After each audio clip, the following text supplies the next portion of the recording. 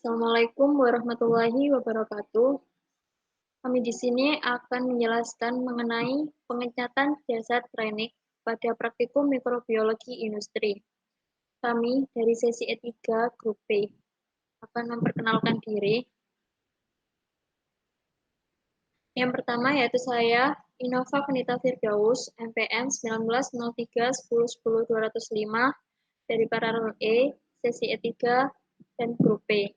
Dan partner saya, Perkenalkan, nama saya Muhammad Akbar Minin Putra, NPM 1903110206 dari Paralel E, sesi E3, Grup B.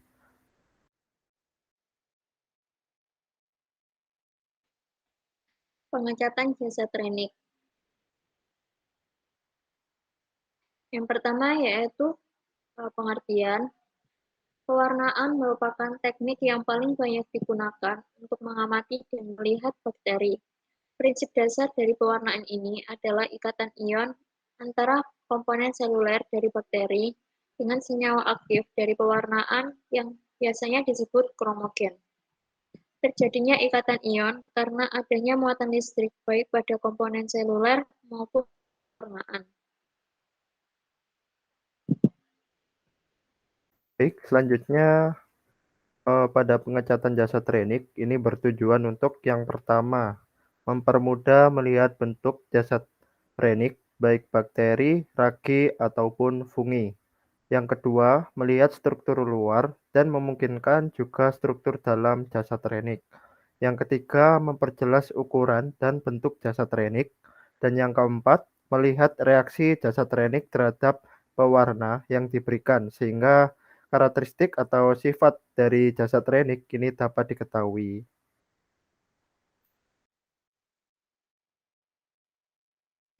Selanjutnya yaitu zat pewarna. Apa yang disebut dengan zat pewarna? Zat pewarna adalah garam yang terdiri atas ion positif dan ion negatif. Salah satunya diantaranya yaitu berwarna. Pada zat warna yang bersifat basa, warna terdapat pada ion positif atau zat pewarna Cl- dan pada pewarna asam. Warna akan terdapat pada ion negatif, zat pewarna Na+.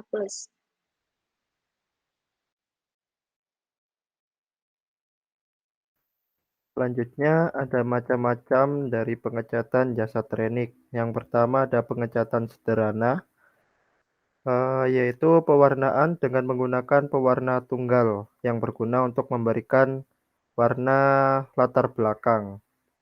Lalu yang kedua ada pengecatan negatif, yaitu pengecatan atau pewarnaan menggunakan pewarna asam seperti negrosin, eosin, atau tinta India sebagai pemberian warna gelap pada latar belakang.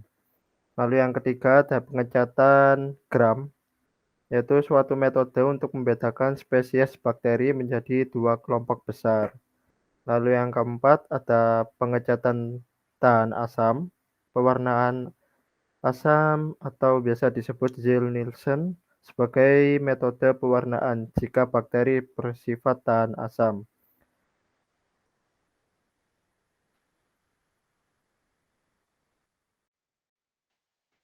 Selanjutnya yaitu hal-hal yang perlu diperhatikan dalam pengecatan. Ada 3.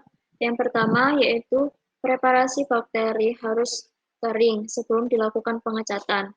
Kemudian yang kedua, wajib memahami metode pewarnaan serta cat yang digunakan. Kemudian yang ketiga yaitu untuk menghindari hilangnya sediaan pada preparat, cuci sediaan dengan air mengalir secara perlahan.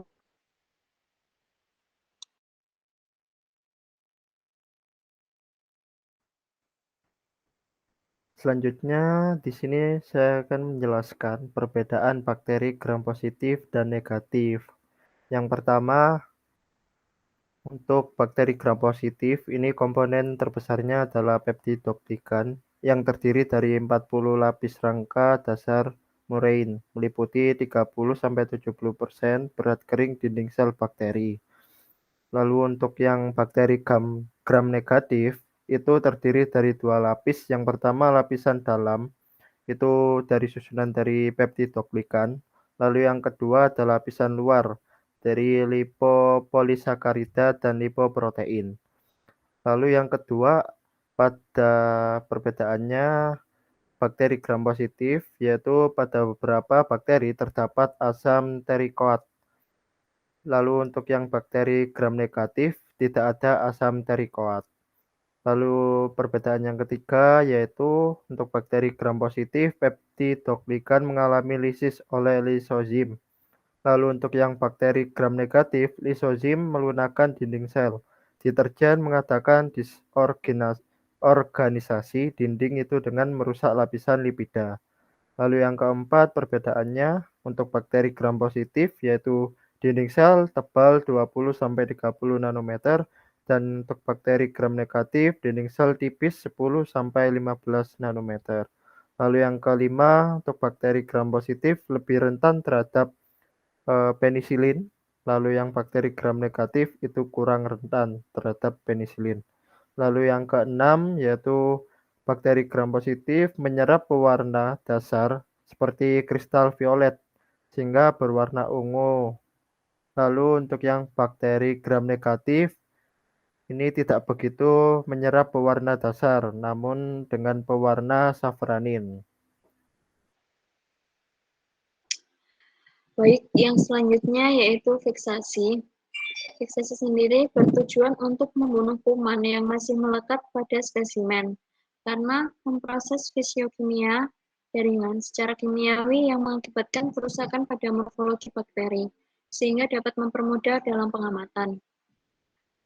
Untuk fiksasi sendiri ada dua macam fiksasi, yaitu yang pertama ada cara kering, mana cara kering ini dipanaskan dengan spiritus atau di atas uap air. Yang kedua yaitu cara basah, yaitu dengan merendam objek gelas yang diberi formalin.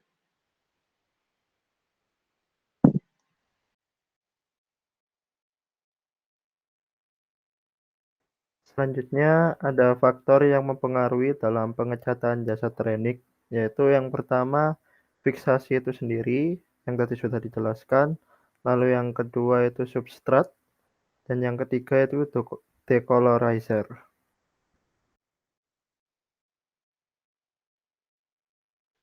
Yang selanjutnya yaitu ada hasil pengamatan yang telah dilakukan pada praktikum ini dan menghasilkan ada gambar berikut ini. Untuk media yang digunakan adalah media agar dengan bahan bias dan metode pengecatan sederhana didapatkan keterangan sebagai berikut ini. Yang pertama yaitu berbentuk fokus, yang kedua berkoloni, dan yang ketiga tidak memiliki inti sel, yang keempat warna latar belakang tidak berwarna, yang kelima yaitu warna mikroba berwarna ungu, dan yang keenam pengamatan ini menggunakan pembesaran lensa okuler 10 kali dan lensa objektif 40 kali. Untuk gambar mikrobanya seperti pada PPT berikut itu.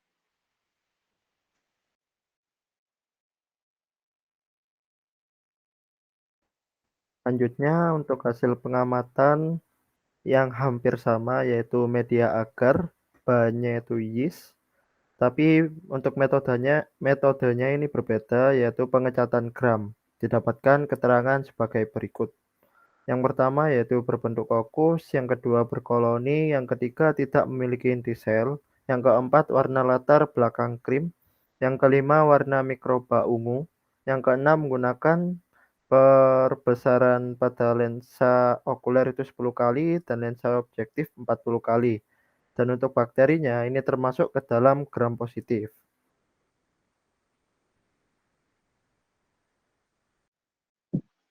Dan yang terakhir dengan bahan dan media yang sama, tapi metode pengecatan Zell-Nelson didapatkan keterangan sebagai berikut, yaitu yang pertama berbentuk fokus, yang kedua berkoloni, yang ketiga tidak memiliki inti sel, yang keempat memiliki warna latar belakang putih, yang kelima yaitu warna mikroba berwarna biru, yang keenam Si pengamatan ini menggunakan pembesaran lensa okuler 10 kali dan lensa objektif 40 kali. Dan yang terakhir yaitu termasuk ke dalam tidak tahan asam.